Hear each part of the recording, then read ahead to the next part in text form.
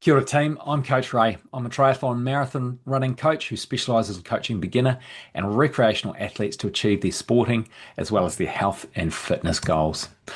This video today is for athletes running the Wellington Half Marathon this weekend. What you're going to learn is some course insights, some pacing advice, as well as some performance tips for the event.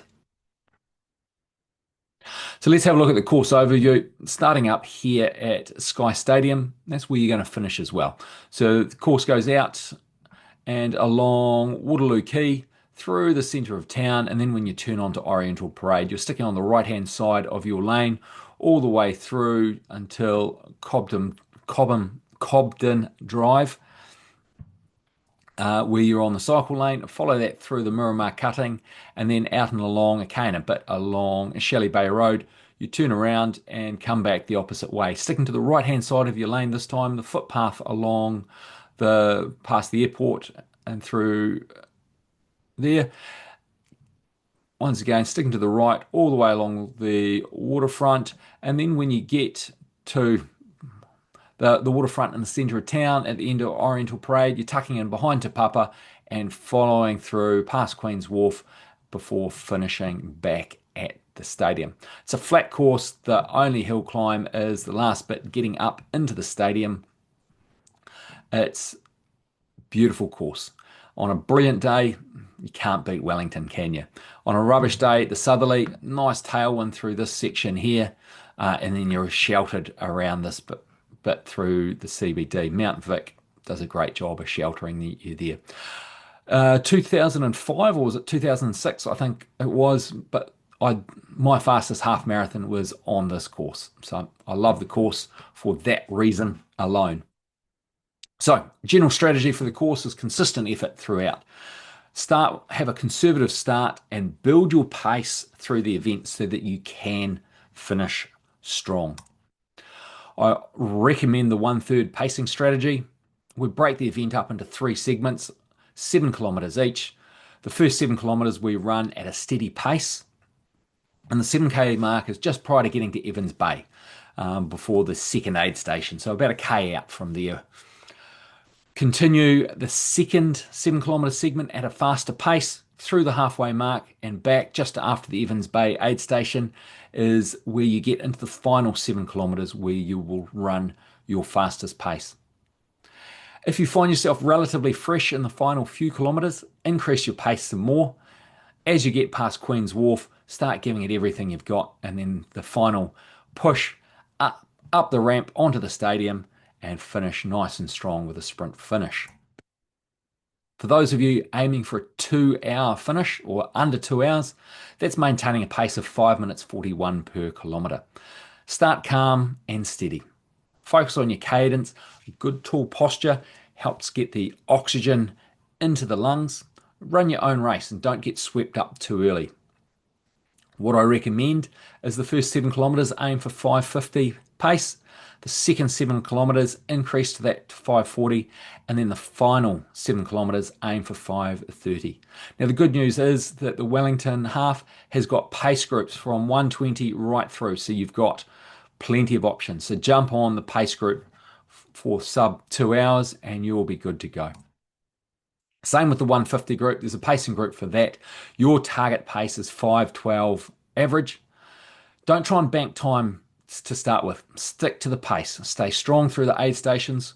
Watch for your pace to drift late in the race. First 7 kilometres, aim for 5:20. Pick it up to 5:10 for the second 7 kilometre segment back through Evans Bay, and then the final 7 kilometres try and run 5 minute per k pace to achieve that sub 1 hour 50. Those aiming for a sub 140, 4:44 is your target pace. Once again, stay relaxed early, hold a good rhythm, use the groups if possible, and focus for the last 5 kilometres. You'll need to dig deep for that. But the first 7 kilometres aim for 4:55, second 7 kilometres aim for 4:45, and finish holding 4:35 minutes per kilometre pace. Those of you aiming for a sub 130, that's 4:15 per kilometre. You'll need a controlled start, strong through the middle and running tough all the way to the finish.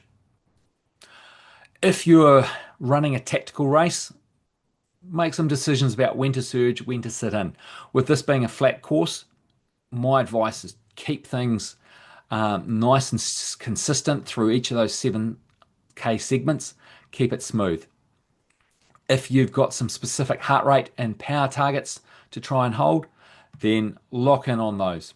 But for those following the 1/3 pacing strategy, first 7 kilometers aim for 4:25, second 7 kilometers aim for 4:15, and the final 7 kilometers aim for 4:05, holding that all the way to the finish. If you're feeling fresh, obviously pick that up in the final couple of kilometers. So, mental tips for race day success. I've got a self-psych form that I recommend people print off, sit down and good old pen and paper, write some answers into it to help develop how you're going to be successful on race day. Spending that time mentally preparing the night before or 2 nights before can be really great to help you sleep easier.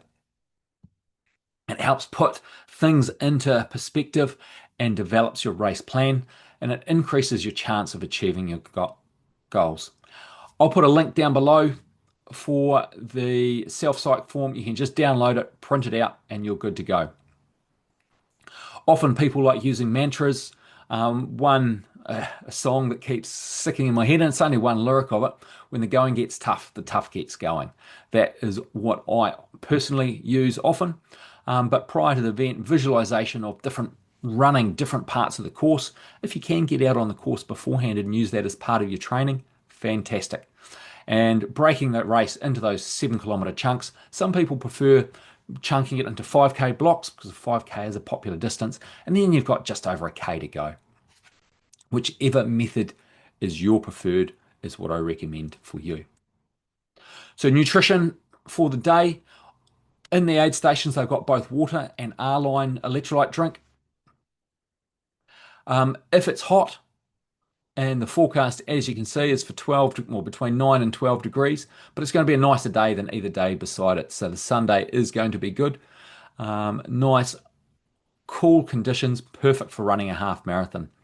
If it's too hot though, have a bit more fluid through each of the aid stations, stay hydrated. If it's cold, put on some layers, especially if you think you may need to discard something, have something old, drop it at an aid station. Don't just throw it randomly on the street though. And if it's windy, which it often is for Wellington, utilize that tailwind on the way back. Stay tucked into groups on the way out so you're sheltering behind other runners for avoiding the wind. On race morning, make sure you got your running shoes, your cap, sunglasses, race number, some warm layers. At the stadium, there's a bag drop. On your race number, there's a bag tag, so you can leave your gear so you can collect it after the finish. Have some warm clothes, some track pants, a jacket, etc. in there so you can stay nice and warm. Warm up for a half marathon is going to depend on your goal. If you want to achieve a fast time, I recommend a thorough warm up. Get out good 15, 20 minutes of running with some stride outs, but make sure you're back at the start line ready for the race briefing at 8:50. If you're a more recreational runner, a basic warm up, maybe 10 minutes jogging, and use those first few kilometers to build into the event. Just be aware of toilet queues. They tend to get reasonably busy before the start of the event. Good news is the stadium has plenty of toilets available. So in the final few kilometers, getting ready for that finish line, it's the time to lift your effort and start finishing strong. Dig deep for the last 2 to 3 kilometers, particularly as you're going past Queen's Wharf, and then commit everything with 1K to go. Push strong up the ramp as you get into the stadium. Just be aware that you are going to be split. The various runners have got different finish lines for the 10K half marathon and the full marathon, so make sure you do go down the right finishing chute. Use those aid stations as reference points. The second aid station on the way out at Evans Bay is roughly the 8 kilometer mark. And then when you've gone around the halfway mark, you're returning. The third aid station is also at Evans Bay, and that's the 13 kilometer mark. Now, if you want to smash your next half marathon, I've got some fantastic options for you. I've got my project series of Training plans, Project 2 hours, Project 1 hour 50, Project 1 hour 40, and Project 1 hour 30. They're 10 and 20 week training plans to optimize your performance. After the race, see what time you achieved and see what time you want to achieve. And then look, see if you can fit one of those training plans. Send me a message if you want some advice on that as well. If you want to include some strength training to complement your run training, I've got my Run Strong series of training plans. Build strength for faster, more efficient running. Now, there's the main one's the 12-week training plan with 3 gym sessions per week, but I do have variations of that with only 2 gym sessions and up to 24 weeks as well. If you're keen on joining the Qwik Kiwi squad for the Queenstown Half Marathon, the 18-week training plan starts on 14th of July. So touch base, have a look through my website. You'll see the links there on how to sign up, or flick me a message and I can have a chat to you about what it involves. You're more than welcome to join us. And if you want something a little bit more personalised, send me a direct message or email me, coachray@coachray.nz.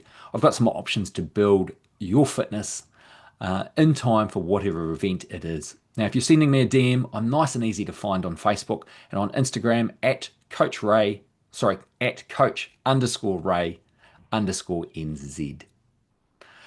All the best for the racing this weekend. I wish you the best, and I hope the weather plays the game as well.